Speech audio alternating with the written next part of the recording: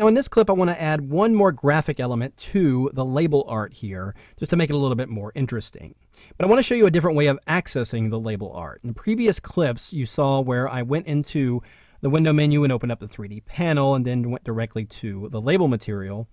Then go into the properties panel and access it through the diffuse property. That's one way of getting to it.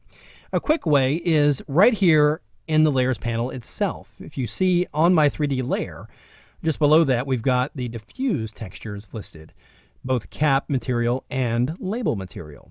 All you have to do is simply double click the name and it will go ahead and open up that document. So there's our label art. So I want to add a graphic element in here, so I'm going to go ahead and create a new blank layer. I'm going to position that layer above the abstract wave image. So go ahead and select the abstract wave layer. Go ahead and click the new layer icon here at the bottom of the layers panel. And in that new blank layer is where we're going to build our graphic element. So we're going to first go and grab the gradient tool. And we want to use a simple black to white gradient. So I'm going to go ahead and check the foreground to background gradient here, which is the first one in the presets here. Then we're going to use a radial gradient, so make sure that is selected as well. Mode at normal, opacity 100%, all is good. So press D to set the default colors in your toolbar to black and white. And I'm going to start right here inside of the image, just above the lettering, over the white abstract waves here, and just drag out the gradient, just like that. Just a simple black to white gradient, the white being the outside area and black is on the inside. And it's just a radial, simple black to white radial gradient. Then you're going to go to the filter menu, go down here to pixelate, and choose color halftone. Here you're going to set the max radius to 20 pixels, and then go and select each of the individual channels here and set all of them to 0. So just hit 0, tab, and just tab 0 all the way through, and then go ahead and click OK. And this is going to give us a rather interesting halftone graphic element. But now what I want to do is actually extract it so I can blend it with the rest of my label here. So let's go ahead into the layers panel and go ahead and turn off the label text for the moment. Let's turn off that layer right there. And then with the halftone layer selected, you're going to go to the image menu and go to adjustments and choose invert. Flips it around.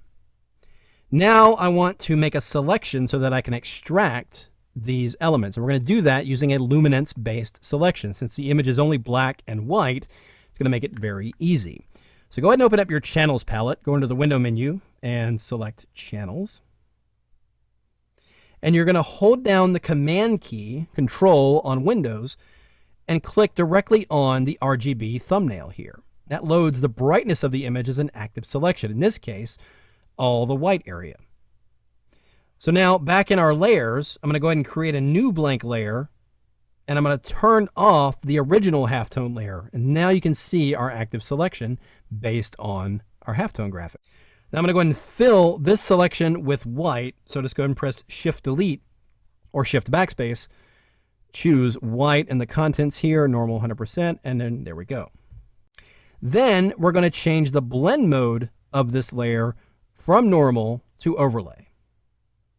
Now I'm going to turn back on the text layer for the label, and let's just go ahead and reposition our halftone element just so it's kind of offset a little bit. In fact, you can give it a little bit of a rotation. So I'll just put it in free transform and just hold down the shift key and rotate it just slightly here.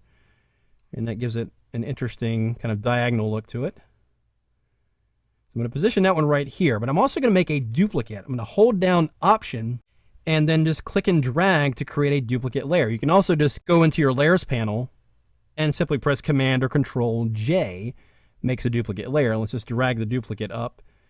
I'm going to put it in free transform, and once again, hold down the shift key and rotate it again.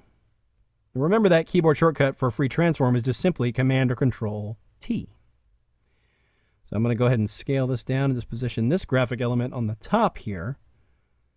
Something like that.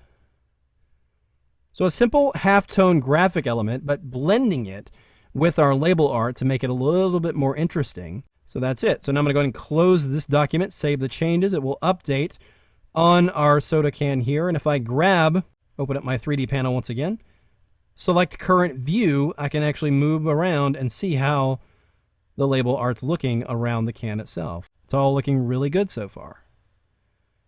So for the most part, our label art is done. Now we're going to go into the next clip and add some surface element. It's going to give it kind of a wet look, like it's been in a cooler or something like that. So let's take a look at that in the next clip.